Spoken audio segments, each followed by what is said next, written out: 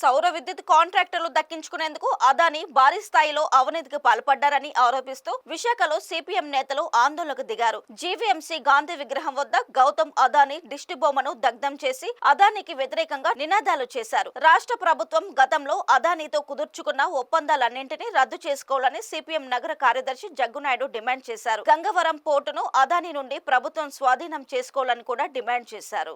సౌర విద్యుత్తు కొనుగోలు ఒప్పందంలో 2029 కోట్ల రూపాయల భారీ ముడుపులు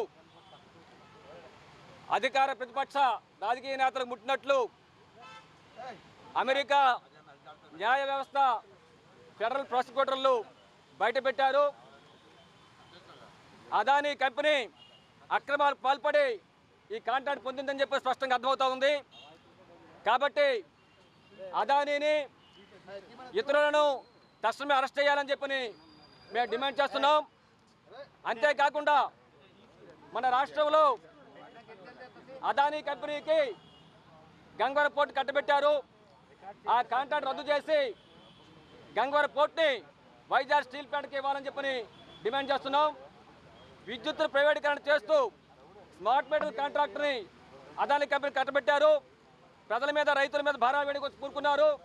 ఆ కాంట్రాక్ట్ కూడా రద్దు చేయమని డిమాండ్ చేస్తున్నాం.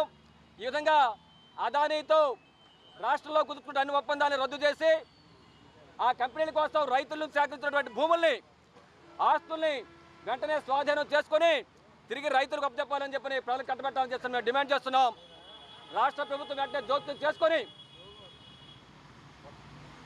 హైకోర్టు సిట్టింగ్ జడ్జి చేత తక్షణ విచారణ చేపట్టాలి.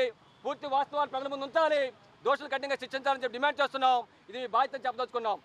సౌర విద్యుత్తు అత్యంత చౌకగా లభించేది. యూనిట్ 50 పైసలకే లభించేటువంటి సౌర విద్యుత్ అది. దాదాపు 2.5 రూపాయలు చెప్పి వసూలు చేస్తున్నారు.